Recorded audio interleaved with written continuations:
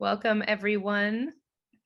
Today is the first day of webinar week, part of the Regenerate conference this year. My name is Marie Von Enken. I'm program manager with Holistic Management International, and I'm just going to go over a few brief introductory slides before we dive into the materials of economic success with regenerative grazing with our speaker today, Shinn. So I'm going to let Ridge go ahead and share his screen, and then Ridge, I invite you to introduce yourself once you get that up and going. And thanks again, everyone, for joining us. Okay, so can you hear me and everything? Yep, we can hear you. We can see your slides. Okay, great. So yeah, my name is Shinn, and I live in Massachusetts. You know, as we go along, you'll get to know me a little bit. My feeling is that the cow is the solution to everything: climate change, diet, food, the rural economy, and on and on. And I feel pretty strongly about that. I've been at this for quite a while and learned quite a bit about cattle on grass.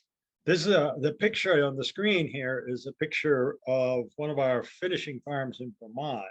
So this is 1,800 contiguous acres of grass, which, you know, I'm not sure what parts of the country many of you are from, but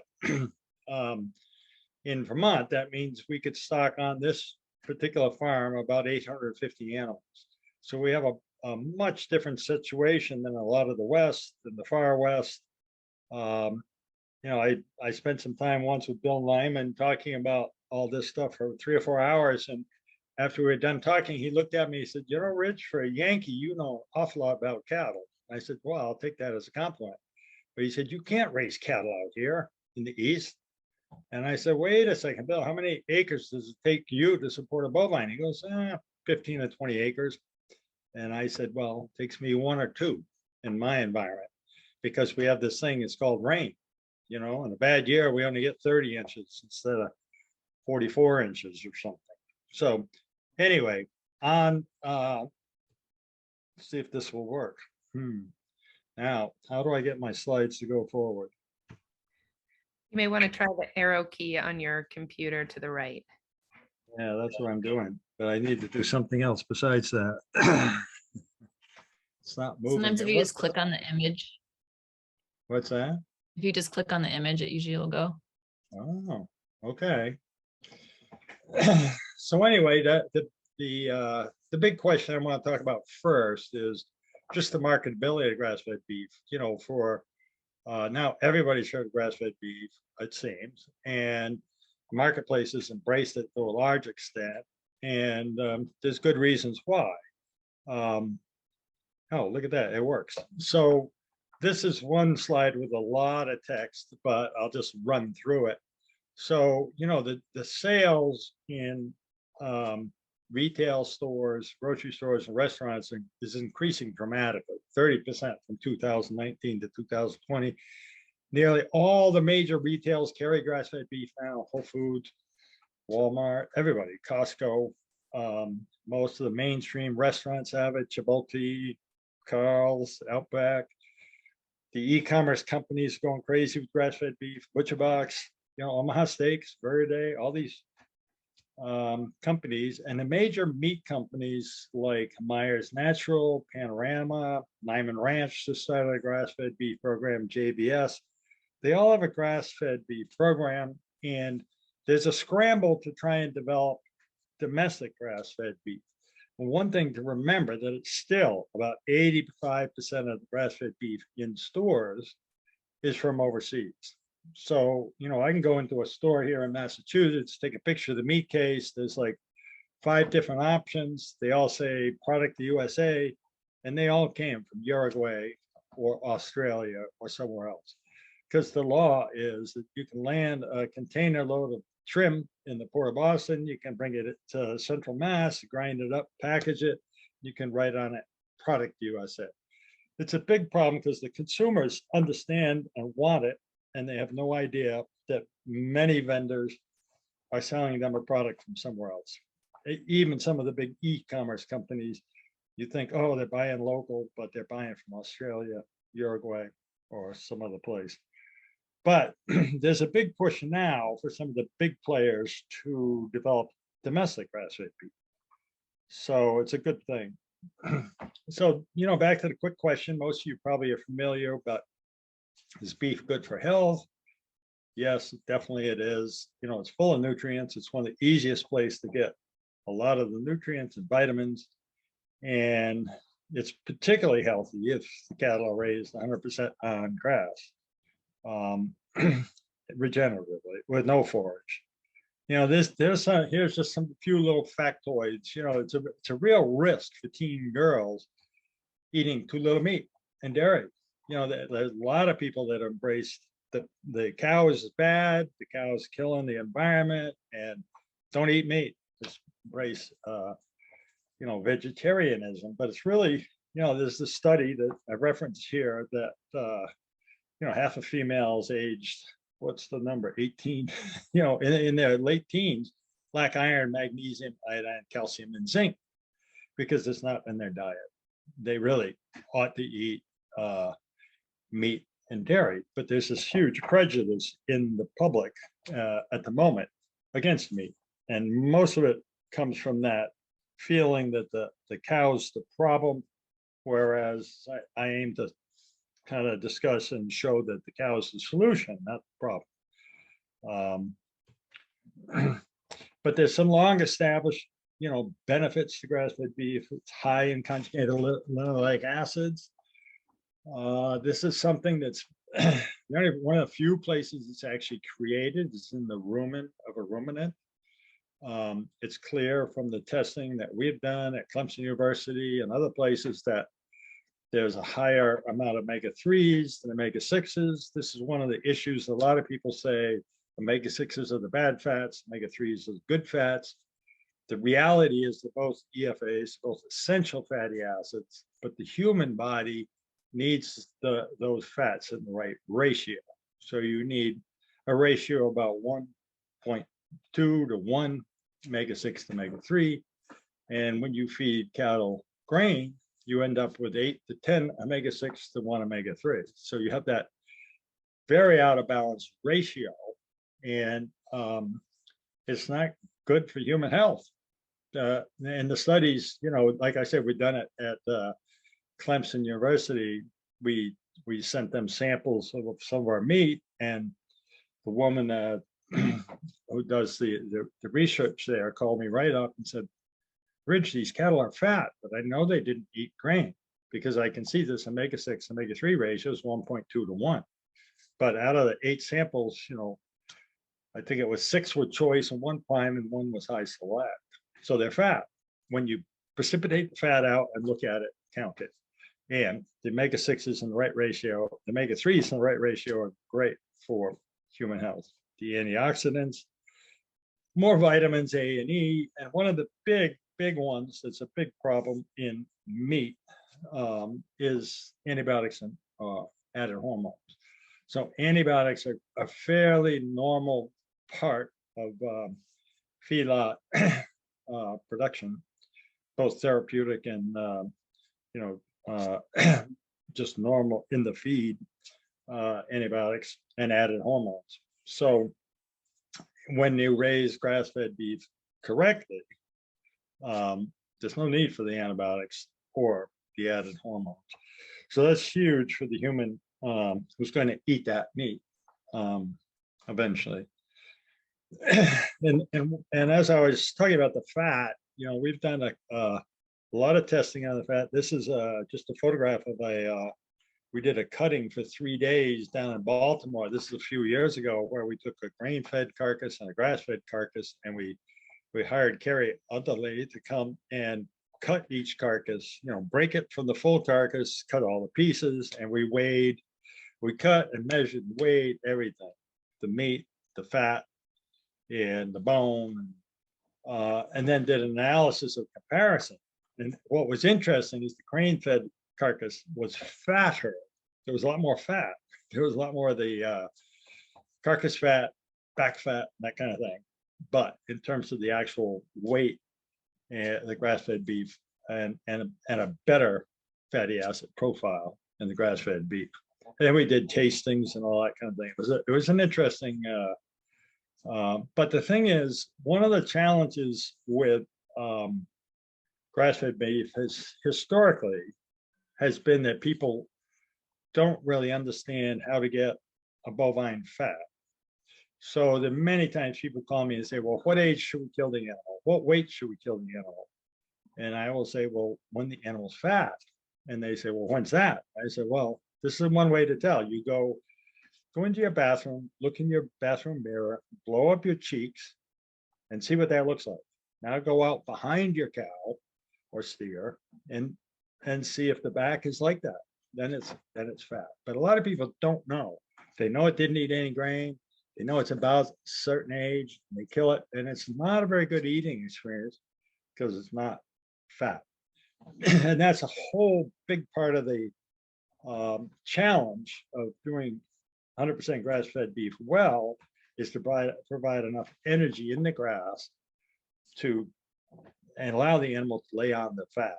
And we'll talk about that some more. But when you actually get the animal fat, that ratio is different. One of the interesting things is there's many times when you can't actually see the fat because of the higher ratio of omega-3. Just to give you an idea. So in USDA grading, what they do is they come in, they cut the carcasses of the 13th rib, and they do a visual appraisal of meat. How many flecks of fat are there? Now that grading system was developed on corn-fed cattle in Iowa. So what you're looking at is, a trained grader who spends their whole career saying, oh, that's choice, that's prime, that's select, by visual looking at that fat. Omega-6 fatty acid is much more visible than omega-3 fatty acid. So if you approach a perfect ratio of 1:1 to 1.2 to 1, you can't see it as well. If you put that steak in the refrigerator for a week or so, some of the omega-3 fatty acid becomes more visible. But if you eat that steak, you can taste the fat. Fat's where the flavor is. And so it's a challenge with grass-fed beef. The first challenge is some people don't know how to get them fat. And the other is they don't think they're fat when they are fat, because you can't see it on the ramp the way you can with a grain-fed carcass. This is just some more data saying that, that there's all this prejudice against fat, dairy, and fat and meat. And there's a bunch of studies that are challenging the claims that eating red meat and dairy fat leads to the disease. So this is just a collection of some of those that, a lot of those studies are based on weak science, and in reality, meat is very, very good at addressing some of these health issues that we have, if it's the right kind of meat, if it's 100% grass-fed beef. We've got a question, Ridge. Did you want to do those now? Or, yeah, go ahead. Yeah. Do you think the elements of a healthy diet depend somewhat on where you live and what the food sources are in that environment? Not all environments provide plentiful meat resources, yet human populations can still be healthy. True. I mean, if you're an Eskimo, you're not going to eat beef, probably. But I think the thing is that you can make that case, of course. But the fact is that if the animals are raised right, there's plenty of land to raise cattle in this country. And we'll get into this in a little while, if we stop growing grain. So, I'm older probably than some of you, but many years ago, there was the book Diet for Small Planet, Frances Moore LePage. And her whole premise was we should be eating the grain rather than feeding it to the livestock. Well, I agree with her 300%. We shouldn't be feeding the grain to the livestock. But it doesn't mean that that's not all we could eat. We could eat meat that's produced, on grass without the grain, and it would solve major problems. I do have some slides to address that. I don't know if that was speaking to your question, so you can reframe it, or if I didn't, but I think that the meat is something that we just don't know how. There's a lot of people that say it can't be done, that we can't raise that much meat, but I beg to differ, and I'll hopefully show you that here. There's a number of new studies coming out now that are talking about the plant nutrients, the phytonutrients, all these things that are in grass. And the only way to get them into the human diet is through something that eats that grass. And either you eat the animal, the meat, or the milk. But there's, there's a number of vitamins and minerals, but the phytonutrients are just, it's a remarkable story. So there's twice as much riboflavin in the grass-fed, 3 times as much thiamine, and a lot of those things in the grass-fed than is in the grain-fed. And we're going to spend a little bit of time talking about comparing the grass to the grain scenario. I don't want to spend a lot of time on that because I think that needs to be history. It's not, but it needs to be in the rear view. So there's over 200,000 wild plant species. There's only a few hundred of them been domesticated, and only a few account for 80% of our food. So there's all these phytonutrients and things that are growing out there, but they're not accessible to we as humans because we can't eat grass. And the studies are beginning to show that this is really a huge thing that's happening. There's a book that's very recently, I think it came out in June, by Montgomery and Ann Bickley, and we all hear, well, you are what you eat, but kind of the premise of their book is you are what your food ate. So in reality, it's really important what your food ate, whether it's a vegetable or an animal. And it's fascinating, the research that's in that book, with side-by-side studies showing the difference in the what's in the meat and milk by harvesting these things that can only be harvested by a rumen. I mean, it's a great book to get. The title is something like, I don't know what it is, but David Montgomery and Ann Bickley, you are what your food ate. So let's talk a little bit about comparing the grass-fed to the feedlot systems. And just for reference, the picture on the left is grass-fed beef production. The picture on the right is beef production. Now, that's a very simplistic way to say it, but on the left, you see grass-fed beef finishing. So almost all cattle are raised on grass. And this is a contention that a lot of the big boys who want to greenwash their programs say, is that, hey, our cattle are grass-fed for the most of their life, only the last 120 days that they went to feedlot. And that's a true story. But finishing on grass is very different than finishing in a feedlot. So this picture, if you can't figure out what it is on the right, the feedlot, each of those rectangles is a pen with 100, 150 animals in it. The horizontal lines are the roads that the feed trucks are bringing the grain to the cattle. And the cattle are concentrated in those pens for around 120 days, 3 months. So you can imagine the urine, the manure, all those things, the fecal dust, all that stuff is there. The nutrients are being brought in, and the excess, the urine and the manure goes down to the right. So if you look at that lagoon, you don't need to know a lot about this to say, oh my God, look at that. And the problem is that those nutrients, which came from the Great Plains somewhere where somebody was making corn and put it in a truck, brought it to this feedlot, put it through the bovine, it ends up in that lagoon. And then periodically those lagoons break when you have a big hurricane or a flood or whatever. And those nutrients go down the river. Of course, that's how they go. And they end up in the Gulf of Mexico and create these dead zones, which now we have a lot of dead zones at the estuaries of rivers. And a lot of those nutrients are coming from these what's called concentrated animal feeding operations, or CAFOs. And that's one of the big crimes of the CAFO is you're taking all these nutrients, concentrating them, and then they go down the river. It's like anything else. Manure is a good thing in some ways. You would go to the local Agway building store and you buy a bag of manure. It's got a positive value, but if you have all this manure and your nutrients, that it's impossible to take them from this lagoon and put them back on the land, then you have a problem. And that's, that concentration of nutrients is one of the big problems in feedlot. But the other huge problem is all of the health issues that go on with the feedlot. One of the big ones that I'll just mention is because the corn diet creates acidosis in the rumen. So imagine buffering. You have acid reflux, you take a buffer.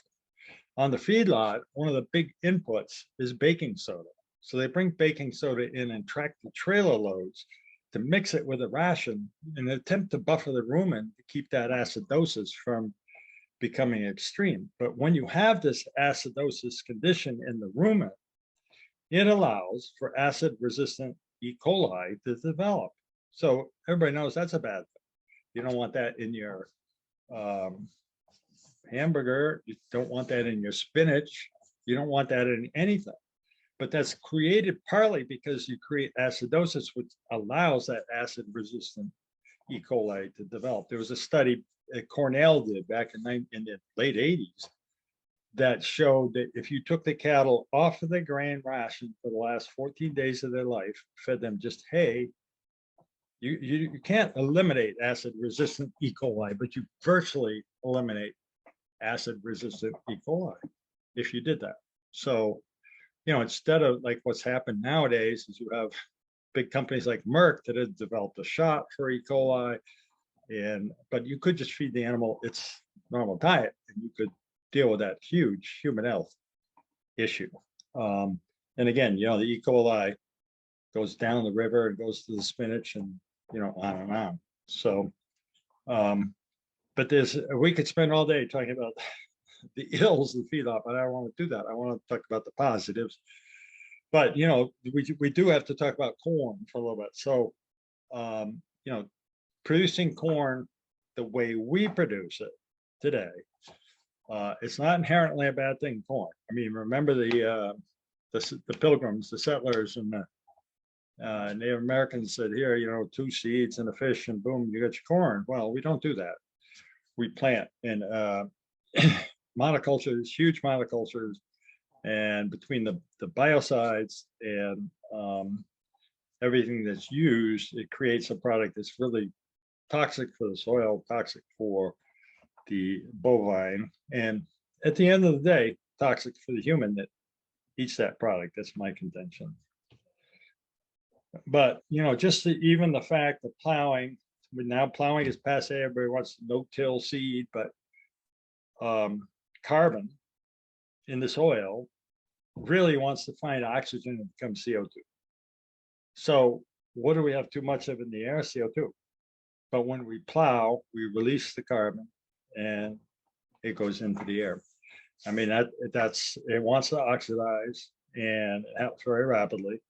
And, if you look at any kind of like a history, this is what we did to the whole prairie is we plowed it and we get the carbon volatilized with oxygen and on into the air. So it's a huge problem. And, today there's over 97 million acres of corn being planted in this country, soy as well. But, and one of the major motivations for farmers to plant corn and soy is the tax subsidy. So it comes in different forms. Nowadays, it's an insurance deal rather than a straight subsidy for corn. But it's the difference between being profitable and not. So farmers do it.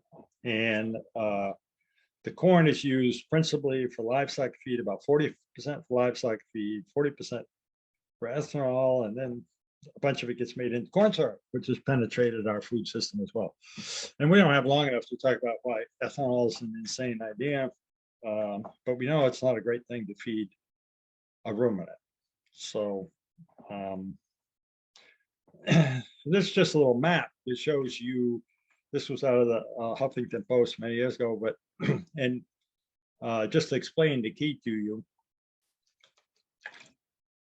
the green is indicative of where food is grown for humans. And the red is where food is, where grain is grown for animals. So if you look at the old prairie, if you look at Indiana, Illinois, Iowa, Nebraska, look at those percentages of the crop that's grown in those states. It's up in almost 100%. So I've told people forever, that I could stop the flooding in Mississippi, I could cure the drought in the West, and I could cure human obesity. You just have to give me the 3 states of Illinois, Iowa, and Indiana, and a big herd of cattle, and I would stop the flooding in the Mississippi, and I would change the weather, and I would have all this meat that would be very healthy to feed people.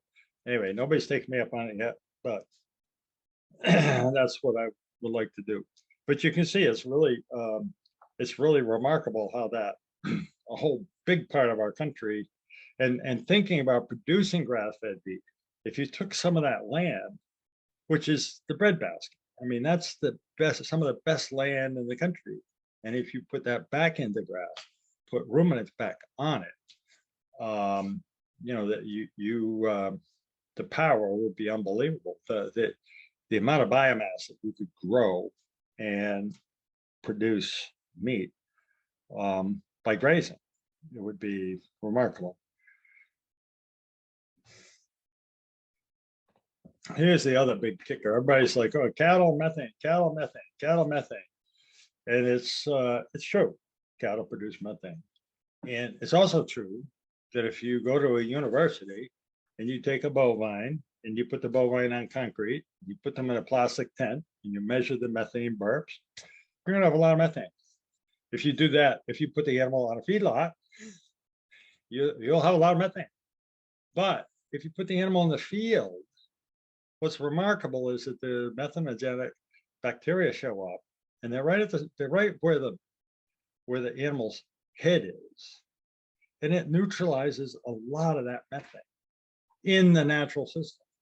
So the science is, oh, methane, methane, methane, and there's all kinds of people trying to figure out a feed additive. Like there's a big program in the Northeast here, feed seaweed and cut down on the methane, or you could just feed them in a field of grass, and you would cut down dramatically on the amount of methane produced. But the feedlot is a tremendous producer of methane because there's none of these bacteria live in the feedlot. Feedlot's like a dead zone. So, but it's a big problem that everybody almost immediately says beef methane, beef methane. And it's just not an accurate story. I mean, the science backs up this story that I'm telling you. And but it's really a stretch for some people because they say, well, the university study said, well, yeah, but how is that done? How is that constructed? How is a paradigm created that you were using to measure the methane? You put a plastic tent around the animal on a concrete pad, you're going to measure methane. But you put them in that natural environment, it's going to be a different deal entirely.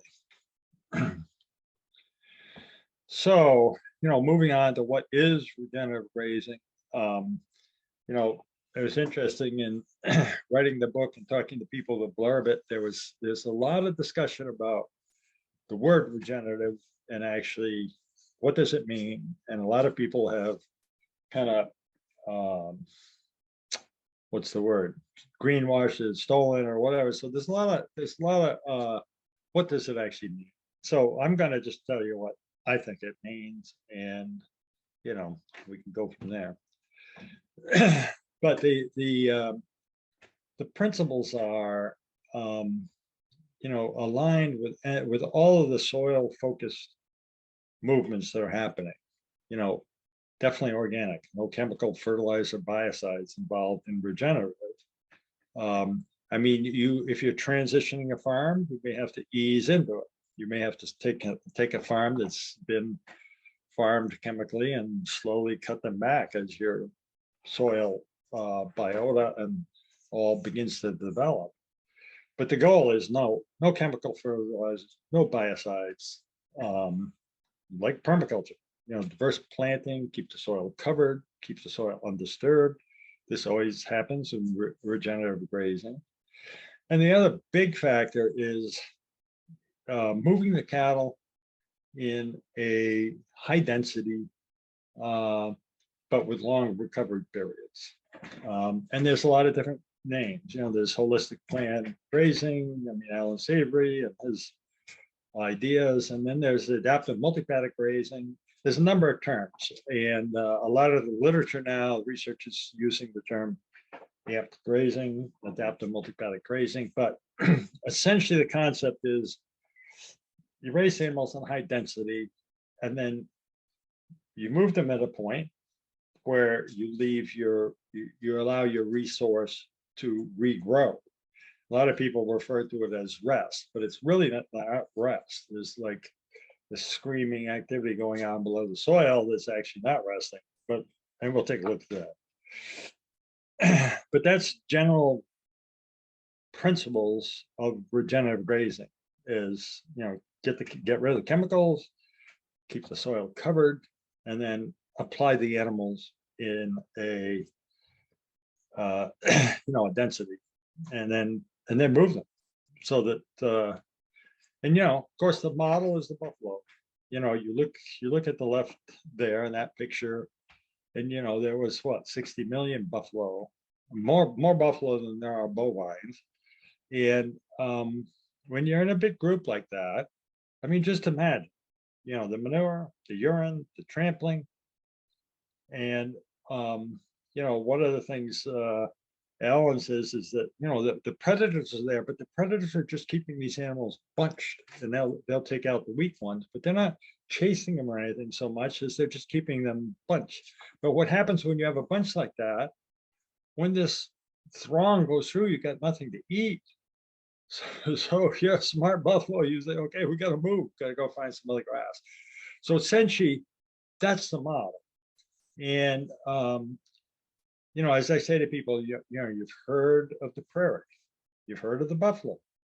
And in the prairie, you had grass that was 7-8 feet tall. You had soils that were 8 or 10 feet deep, and you had these buffalo. How do you think that whole thing happened? Do you think that the prairie was perfected and the 60 million buffalo parachuted into the prairie? How did that happen? How did that occur? Well, is it obviously the symbiosis of the large ruminant with photosynthesis, with the soil food web, and the grass and the rumen that made that all happen. Now, of course, now the buffalo are all gone, or not all gone, but dramatically eliminated, and the soil's been plowed, planted the corn and soy in big generalities.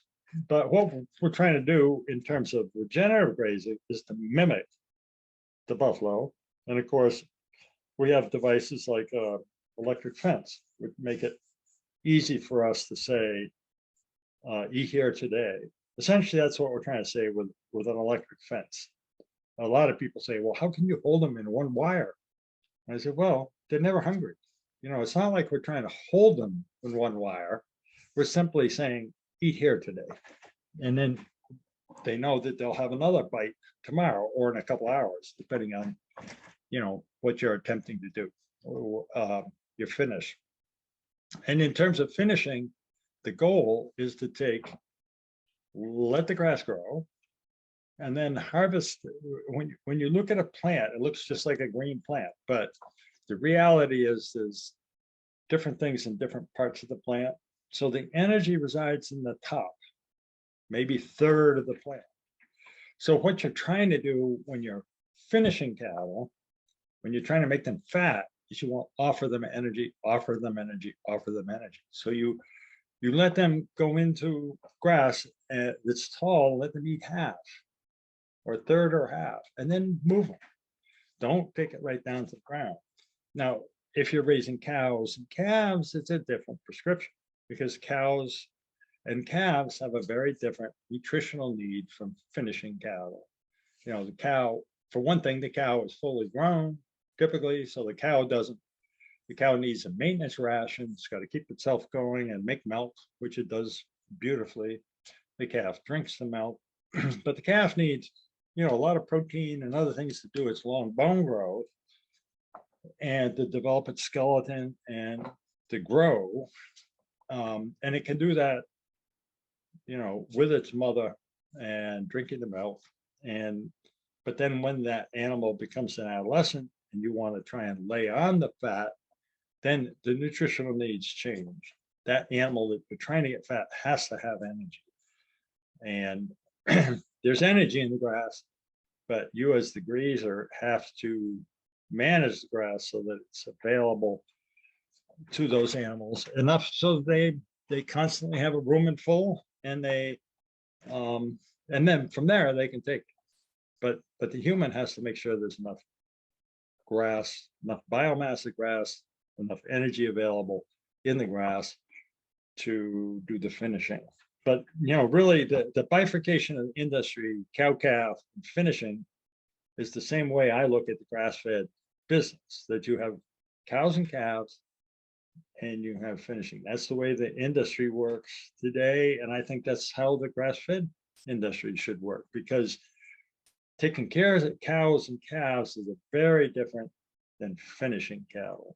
But in terms of the nutritional needs, in terms of how often you have to move them, all those kinds of things. Like with finishing cattle, you might move them 2 or 3 times a day, depending on your situation. And with cows and calves, you might set up your paddock so it's big enough so you move them every 3 days. You don't want to keep them in a paddock for more than 3 days because the new plant's going to grow, and cows, they know this. They'll go over and eat that new plant, and that'll harm the roots.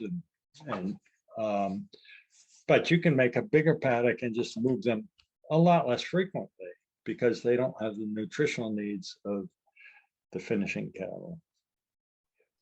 I've got a question. Go ahead. How does rangeland fit into this definition of regenerative, where pastures can be hundreds of acres in remote areas? Well, it fits, you know, you can do this anywhere, all right, but it's very different. So for a while, I built a quarantine for some cattle in California. And when I first went there, I saw all this grass that's, you know, not very tall, and it doesn't grow back in a season. It grows back once a year. You know, there's no rain from, say, May till end of September, early October. So it's not as similar to what was happening to us here in the East. On the other hand, that grass is so powerful. It's got incredible bricks. Bricks is the measure of sugar in the grass. It's very powerful grass, and you can certainly finish cattle on it. But you're going to have a different management system than what we have here in the East, where we might get this grass might grow back in a month. That's not going to happen in some of the rangeland, but you still have to follow the principles of adaptive multi-paddock grazing. You don't want to just put the cattle out there and continuous graze. We'll talk about that a little bit, but the density creates more grass. And you know, I've got some slides that'll show that. But this can be done in all different environments. There's no recipe, you know, that it's going to be do this, this, this, and this. Your environment, you're going to have to make a grazing plan depending on your resources, depending on the acre inches of biomass and the number of animals and what you're trying to do with them.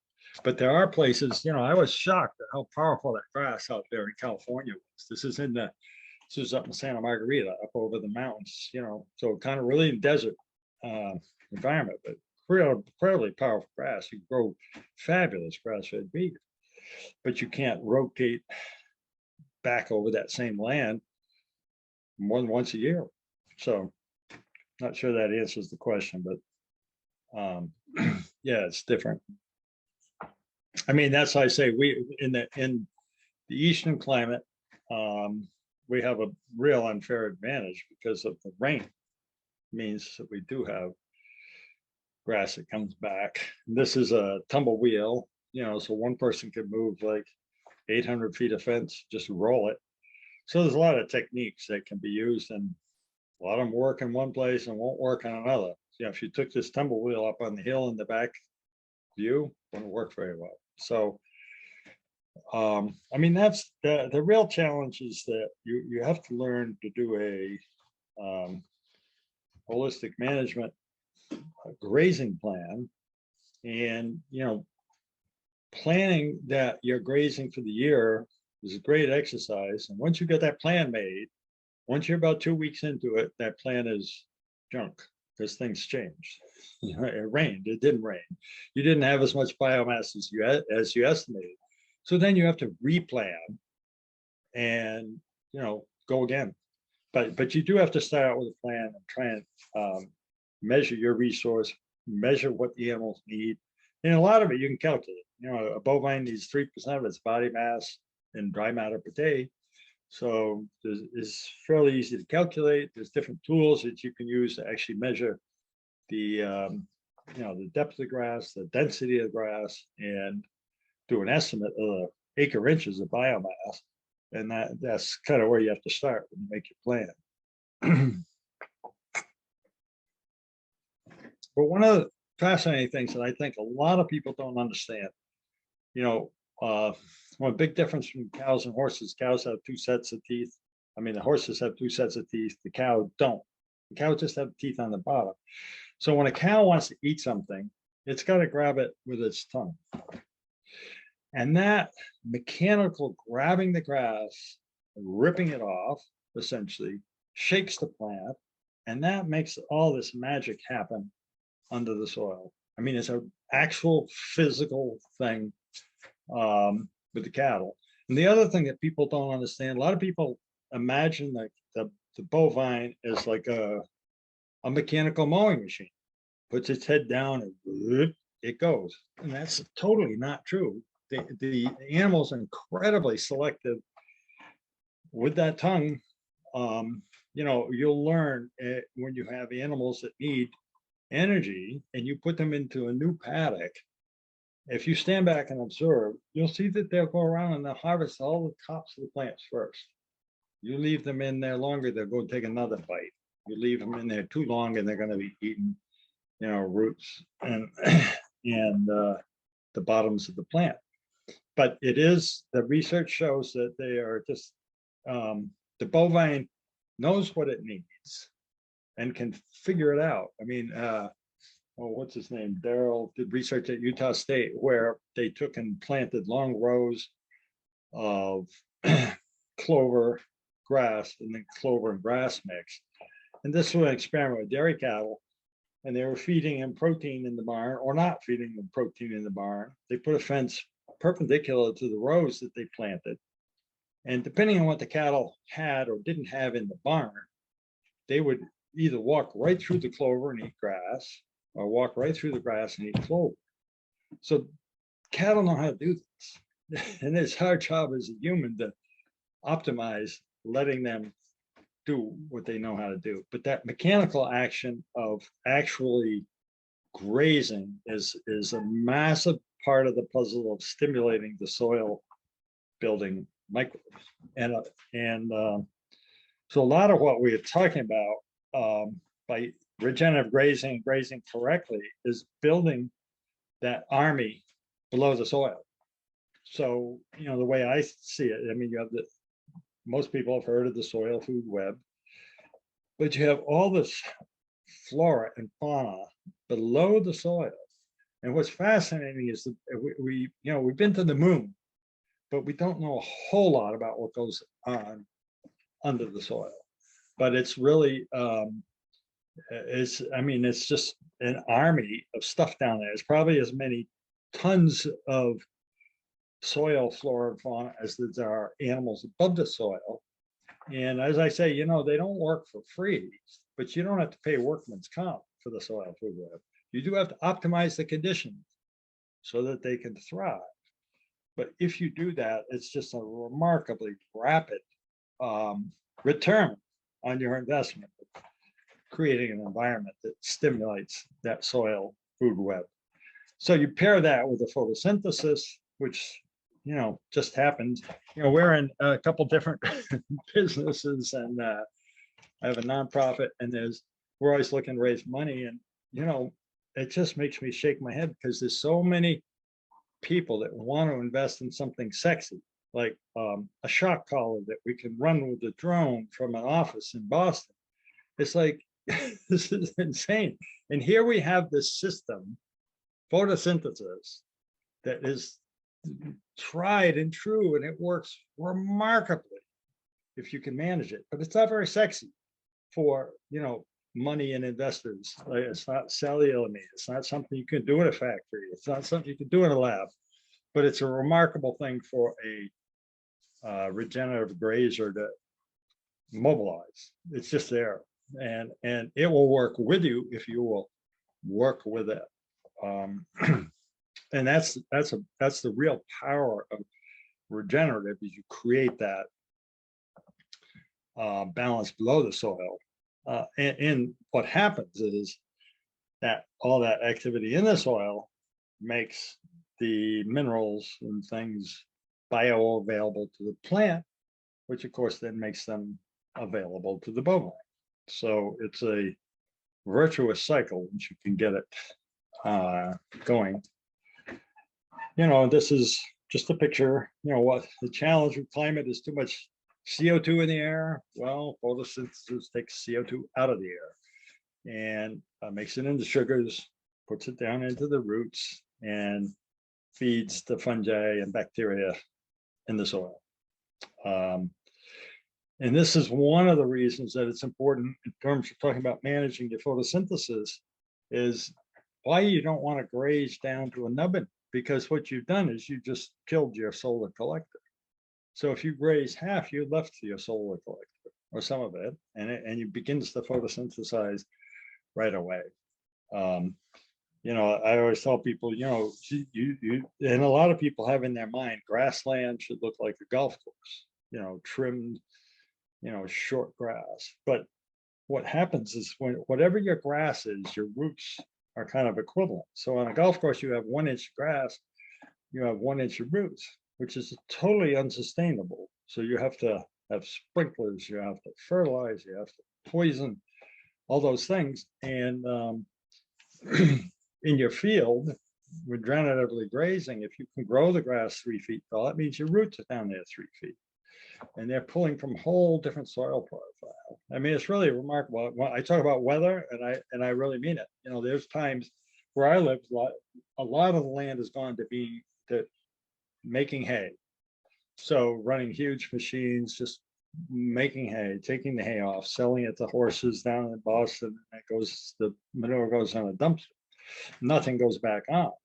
But we get a time when we feel it's drought here, and the hay farmers are all complaining about a drought. And I walk through my grass that's 2 or 3 feet tall, and I'll come out wet. So it's a totally different microclimate that you create with the grass. That it covers the soil, keeps the soil cool, allows for all these things to go on under the soil. And if you really dig into it, this is a photograph of a root filament with a hyphae, which is the fungi. And what happens in that, when the bovine grabs that grass, is it releases some of this carbon, and the hyphae feed back. It's a two-way exchange of nutrients. So the carbon between the root and the soil. And the other thing the hyphae do is create the soil aggregates, which again, this is something, glomalin is, or some people pronounce it differently, but that was only discovered in the fairly recent past, I think the 90s. And it's a soil aggregate that actually, it's like glue in the soil. It's what creates the structure of the soil. One of the guys, Jenny from Australia, says, a cathedral, what you see in a cathedral is, the structure, but what you what's in the cathedral is the space. So in the soil structure, the aggregates are what create the space. So this, why is the space important? Because that's where the water is going to go. And the aggregate will absorb the water. And so now all of a sudden you have the water cycle begin to work.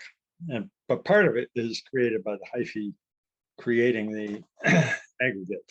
So here's a blow up of that going on. And it's critical to the soil structure, these aggregates. And again, it has to do with the carbon and exchanging the soil nutrients through the roots and making those nutrients plant available, bovine available, human available. So it's a very, very complicated system that a lot of people don't understand. There's some people like Elaine Ingram who do the soil food web. They use a microscope and they'll do an assay of the soil and measure nematodes, bacteria, fungi, and give a ranking on the soil. But what I have found in my short experience is that when you apply the cattle correctly, you just unleash this army rapidly. I mean rapidly, like a couple of years, not like eons. And I got some pictures to show you that. But the fungi is such a powerful thing, but it needs its environment to be available. It needs to be.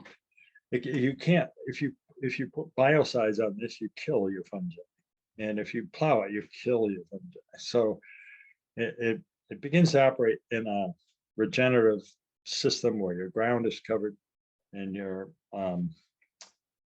paying attention to stimulating the soil. So this is this is actually not a video on this talk, but if you go to our website, this is a video. This is Stan Bowles, who's an NRCS guy out in South Dakota. And what he did is a soil percolation or infiltration test. So he just took this well pipe and an iPhone and a quart of water, and he, pounded the pipe into the ground, poured the water, and measured it. But he did it in 3 adjacent soil conditions. So one soil condition was cornland.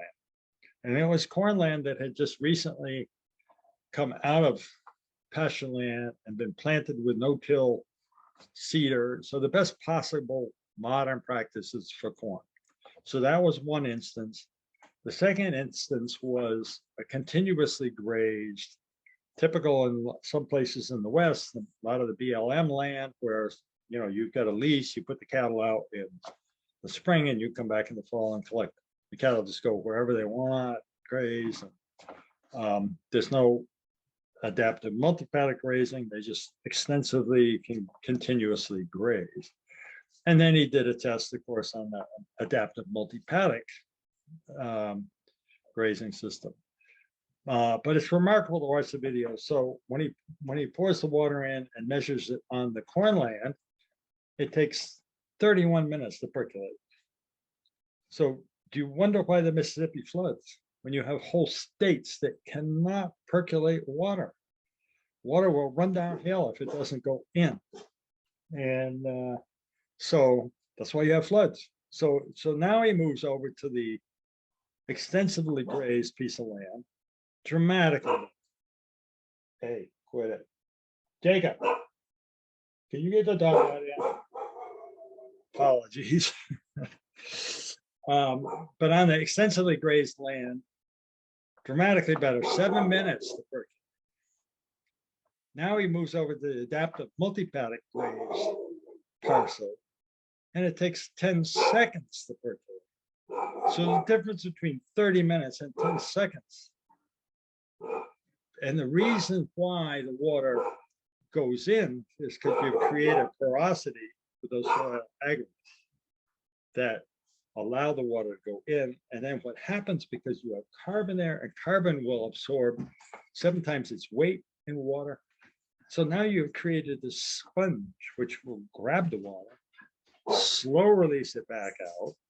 And again, a very virtuous cycle, but it's totally dependent on this soil aggregates being established, and you do that most rapidly by grazing correctly, by regenerative grazing.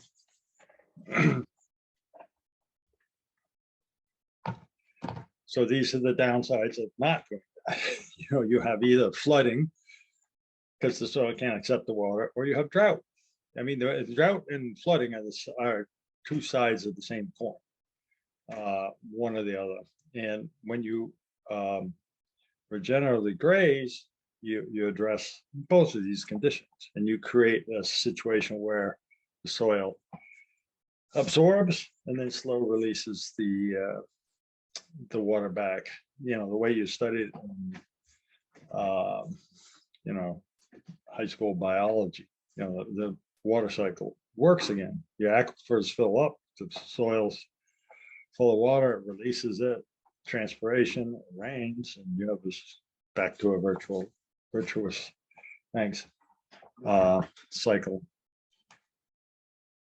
And, you know, these are huge societal problems, droughts and floods, and they can be solved by regenerative grazing, I feel.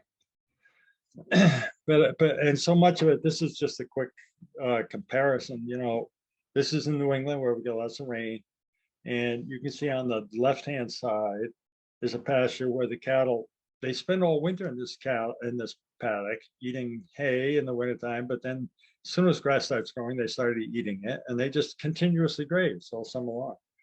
And on the right is you know, this is the next town over, so it's a very similar environment. But on the right, the cattle moved in and then moved out, moved in and moved out. But you can see there's really nothing to eat on the left, and there's lots of grass still to eat. And these pictures were taken the same day in central Massachusetts. So that's a big bonus, is creating that biomass. Lynn, can you tell me, well, how are we doing on time? Because I just kind of meander here. We've got about 30 minutes left. What's that? 30 minutes left? Yeah. Okay. Well, we'll pick it up a little bit. But anyway, this picture of the two low density continuous grazing on the left, high density rotational grazing or amp grazing on the right. And that's what you're looking for, is to keep the ground covered, put the armor of grass on the soil, and then you have more biomass per acreage. This is just a couple pictures. This is a Lantras farm that I started to farm on the, and you can see there's a stone wall, and the grass in the foreground is grass that I was managing with cattle, and in the background was the grass that the neighbor was making hay. And this was just a day in early July. He hadn't been able to mow his hay because it's been a wet season. And I realized that my grass was 4 feet tall and his grass was 2 feet tall. And actually I got a picture somewhere where I had to take my son, who was then about 4 feet tall, and put him on one side of the wall and then put him on the other side of the wall. But it's just a remarkable difference in how much biomass is created in the same conditions, essentially the same soil, same sun, same rain, you know, only separated by a stone wall. And the other thing that was remarkable, some of you may be familiar with the NRCS grass stick, where you have a stick where you can measure the depth of the grass. Well, we were 4 feet tall, but then on the other side of the stick, there's a little grid with dots on it. So you can slide the stick into the grass flat on the ground, and then you look down on it and you count the number of dots, and you go to the chart and you can see, you know, how many acre inches of grass you have. Well, my challenge was when I put the stick into this grass on my side, I couldn't see the stick, let alone any dots. So how many acre inches biomass do I have? It's just remarkable. And this is land that had been in corn for 25 years before I took it over. This is like year 3, where I have this vibrant grass with lots of biomass. And you see it all over the world. You see all these, HMI in particular has these pictures. This is my mentor, Ian Michelinas from South Africa, his ranch on the right, his neighbor's ranch on the left. You know, on the right, he's practicing adaptive multi-paddock grazing. The one on the left is not. I mean, big difference. This is a picture, the courtesy of Christine Jones from Australia. Again, this is a picture of two soil cores, the same land. The dad died, left half the farm to one son, half the farm to the other son. The son on the left did rotational grazing, grazing. Son on the right carried on with conventional practices. This is a picture of the soil cores. 10 years created 28 inches of topsoil on the left. So anybody that says it's going to take us forever to get the carbon out of the air, back into the soil, build the soil, I think it's a little bit whatever. It's very fast, but the fastest way to do it is with cattle. I mean, you could make compost and bring it, throw it on here. You could bring certain soil amendments and put them on here, but the fastest way to get this biological system rocking and rolling is to bring the bovine in, apply the bovine. Firmly believe that. So how do you make money? You know, the research is showing us that you by grazing with the amp grazing, you increase the biomass of a piece of land 3 to 6 fold. And again, this has been done all over the country. It's different in rangeland in the West, but this has been done in Mexico. This is done in you know, the South, the East. But you know, 3 to 6 times, that's a remarkable number. You know, any business in the world would be saying, oh my word, if I could get 6 times as much grass. So you know, example, say I pay $25 an acre for lease to lease this land, and I get 6 times as much grass. So what's my lease? You know, $3, $5, whatever the math. It's just remarkable opportunity, and this grass gets created by grazing. That's what makes the grass grow. So that's you know, a huge benefit of grazing correctly. I mean, the other part is to work with the animals. You know, in terms of the cow-calf operation, I feel very strongly you let the cow keep the calf for at least 10 months. And we've done just a little experiment in Maine where we had some of the cows that were weaned at 5 or 6 months and left the other cows, calves on the cows, and the calves that were on the cows through the winter were 75 pounds heavier, 15% increase, simply by keeping the cow with the mother. I mean, there's all kinds of, and we don't have time to go into it, but there's all kinds of books written on weaning and across the fence weaning and this and that. The reason we wean at 5 or 6 months typically is because the kind of cows we have are so tall and frail that they can't support themselves and a calf through the winter. But when you get the right kind of cow, the right kind of genetics package, they can easily carry the calf through the winter. And the advantage of coming out of the winter with 75 more pounds on a calf is just stunning in terms of actually finishing the calf, getting the calf fat in that second year. So that, you know, and certainly can be done, and it can be done in many different environments. I don't have time to tell all my stories, but and you know, some of the big factors that need to be rethought if you're going to graze is, do you really need to own the land? I mean, can you take it with you when you pass? Probably not. Do you need a barn? And you know, this was a hard one for me because for years, about 30 years, I actually built timber frame barns, and I'd have a customer come to me and say, I just bought a farm, I won't build a barn to put my tractor in. And it was always a challenge to say, well, geez, do I tell them what I know or do I build them a barn? But the problem with a barn is as soon as you build a barn, you do the same thing the K4 the feedlot does. All of a sudden you've concentrated your nutrients, because your temptation as a human to say, oh, let's put them in the barn, let's feed them the hay over near the barn. Then now you got a big pile of manure to spread and all that kind of thing. And in reality, you know, it goes back to the tractor and making hay and moving hay and all those kinds of things. So the real challenge is to figure out how to stockpile and graze, you know, through the winter.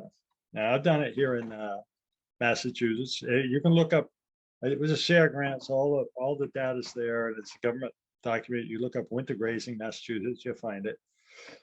But what we did is we just stopped grazing in July on about 20 acres. We brought the cattle back in December. And what we did is we took forage samples in July, then in December, in January and February. And what we found, we sent the samples to Dairy 1. So on the left, you can see the actual sample points. And we did the test that you would test any of your feed for: relative feed value, total digestible nutrients, all those things. And those values declined over the winter on our stockpile. But I went to my advisor, Stephen Hebert at UMass. I said, Stephen, we have this graph on the left, which is what the grass represented in July, December, January, February. Could you plot a bale of baleage or a bale of hay on that same graph? So he did the bar graphs that are down on the right-hand side. And he took some baleage from UMass and some baleage from a guy that I buy in baleage from, and some grass hay from UMass. And you'll see when he plotted those results on the same chart, that stored feed was lower in relative feed value, TDN, and all the other things, than the grass in the field. So now you got to look at the economics and what it costs you to drive that tractor and make that hay and put it up and bring it back to the cattle, and that whole scenario. And there's people that say it can't be done because their environment, but I've got a buddy, Glenn Barlow, who lives in Gillette, Wyoming, and it gets 25 feet of snow and 25 below, and his cattle live outside and make it through the winter. And the program works because the cow has to bring back a calf, and everything's copacetic. And some of his cattle, when he first started this program, got kicked out of the system because they couldn't bring back a calf. They couldn't support themselves and bring back a calf.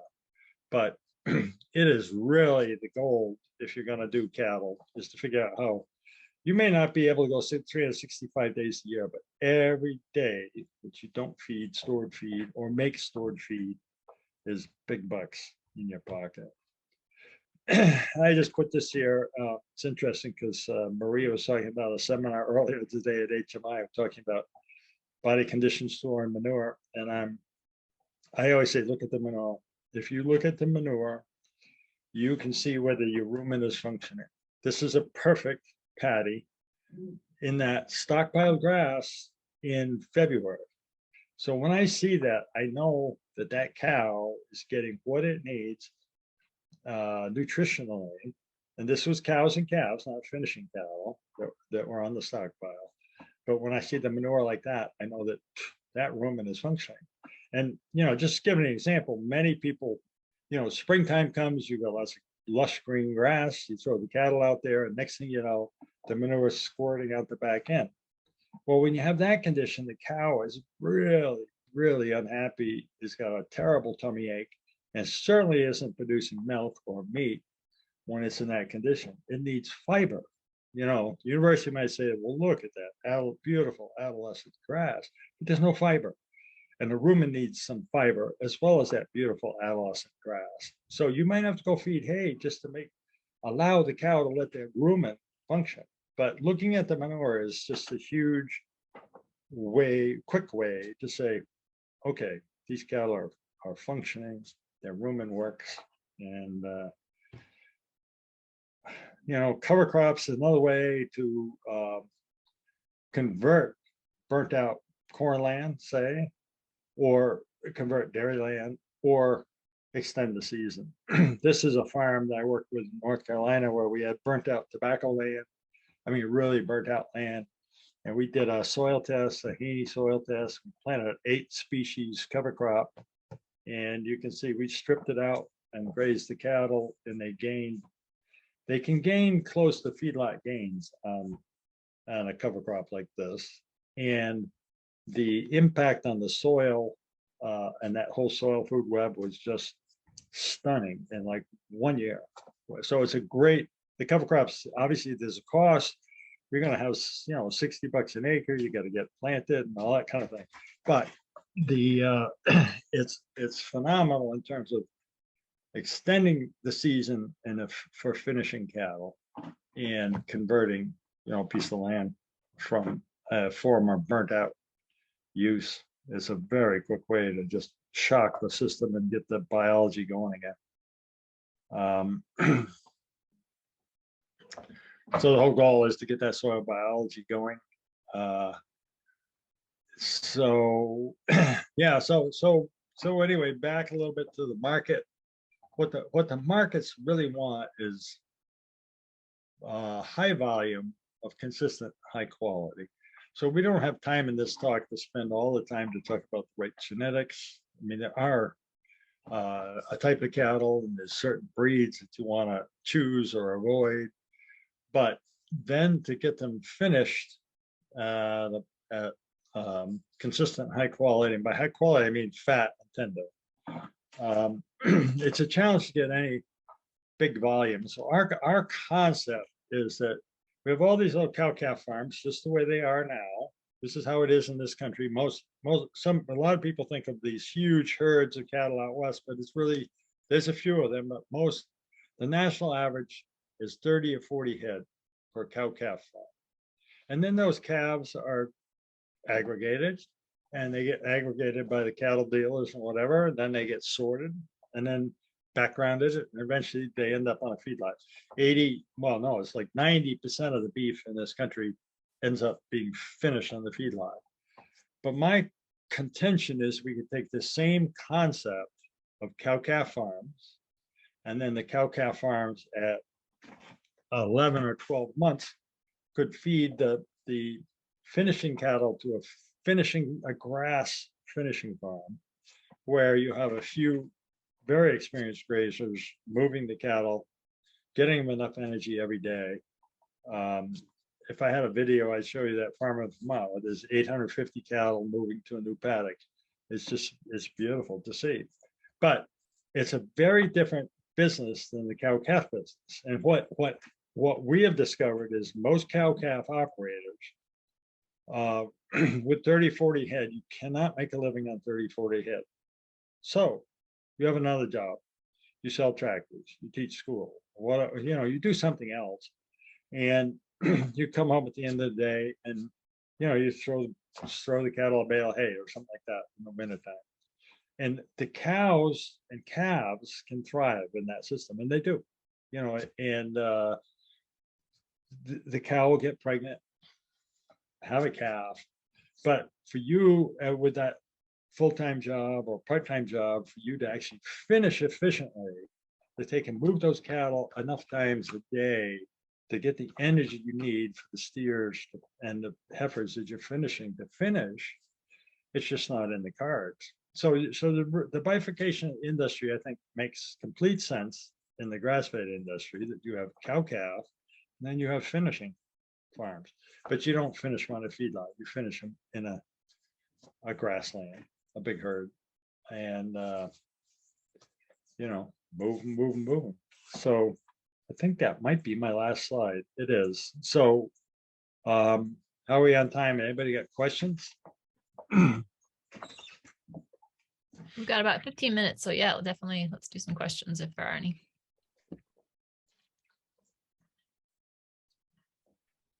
Yeah, and feel free to unmute yourselves, y'all, if you want to talk instead of put it in the chat box, if that makes it easier. Well, I could have kept talking, I guess.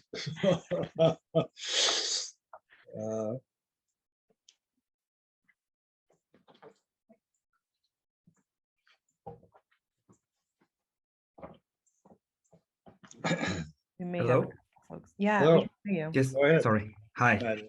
Yeah.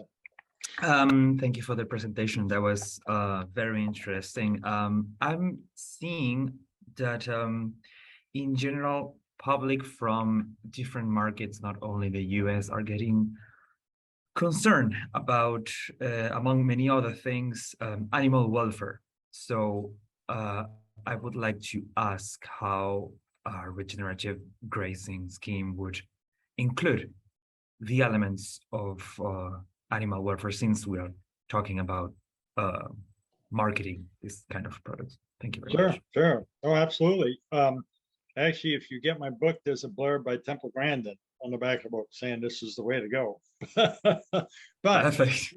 yeah, but the reality is cows love to be together. Cows hate to be separate. So you know, if one of them gets out, it wants to get back with the rest. So this really goes to their natural, you know, wants and desires, is to be in a group, to travel in a group. And the other thing is that you don't, because they're not on, I mean, it's very, feedlot is very humane. You have all kinds of foot problems, you have disease issues, you have fecal dust, all those things. All those issues do not exist in the grass scenario. You know, the sunshine is healthy, you know, that's the best antibiotic there is, and they just don't get sick. I mean, it's, you know, we call a vet, but the vet, the reason we call a vet is to do a pregnancy check to see if the cattle are pregnant. That's about it. You know, they just, so in terms of animal, you know, the humane, and the other thing is that by moving the animals all the time, you have the animals used to human interaction. You know, animal can get really freaked if they, you know, a human shows up at the end of 2 years and tries to get them in a trailer. But so, you know, there's a lot to it, but the cattle, you know, it's the cattle are healthy, and as long as you have something for them to eat and there's no stress, the stress is, I mean, it's back like what I was talking about, the weaning stress. You know, in the conventional industry, calves are weaned at 5 or 6 months. And I always say that, and there's books written on how to decrease the stress. But what I say is like, it's as if you walked up to the calf with a hammer, you hit it in the head a couple times. Because what you've done is you ripped it off its mother. That's very stressful right there. Then you go, it's that time of year where there's no green grass in a lot of places. So you put it on a different diet, you put it on hay, and you separate it from its mother. You know, there's across the fence weaning where the mother can touch the cow and all this kind of things. But in our scenario, just leaves the calf with the cow all winter. And when spring comes, this calf is now an adolescent, and it's like, see ya, mom. They don't care. There's no stress. There's absolutely no stress. It's like, hey, I'm going with my buds. We're gonna go eat. See you later. But that's a big part. I mean, there's a lot of, you know, medications and procedures and things that are have to do with the stress that we create as humans on those bovines. But the having them live on grass and live together is, you know, humane, if that's the word you want to use. The cattle, it's great for the cattle, and it eliminates the stress. It allows them to grow. So, and then, you know, you're gonna get them killed one day, but, you know, right up to that point, they have a good life. So, Yes, thank you. Thanks so much. sure.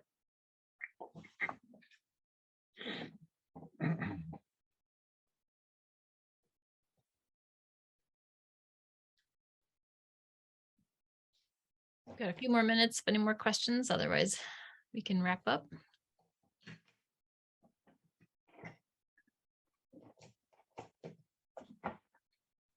Can I ask a question?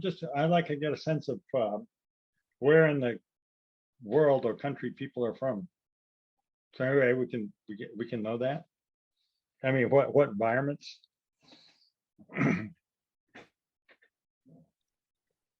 Folks want to drop where they're at into the chat here, or feel free to say it out loud. Oh.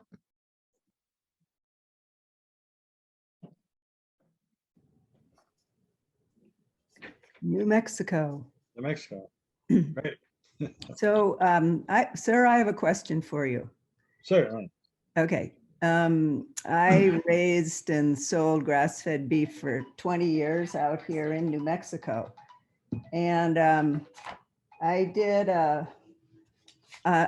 high 6,000 feet semi-arid rangeland. Yeah. And a different model. I did not finish the animals.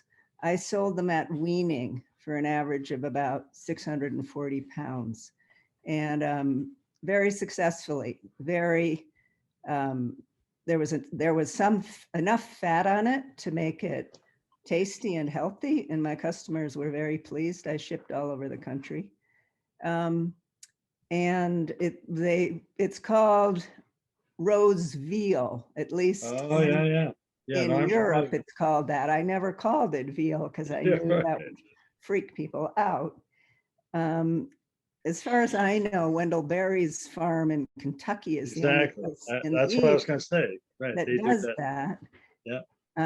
To my mind, it's the answer for our arid and semi-arid West, because so few of us have pasture that can really finish animals. You can do it with a stretch. Right, But right. for my mind, it would get the animals off the ranches at the same time we typically sell to a buyer. It wouldn't go to a feedlot, they'd go directly to the market.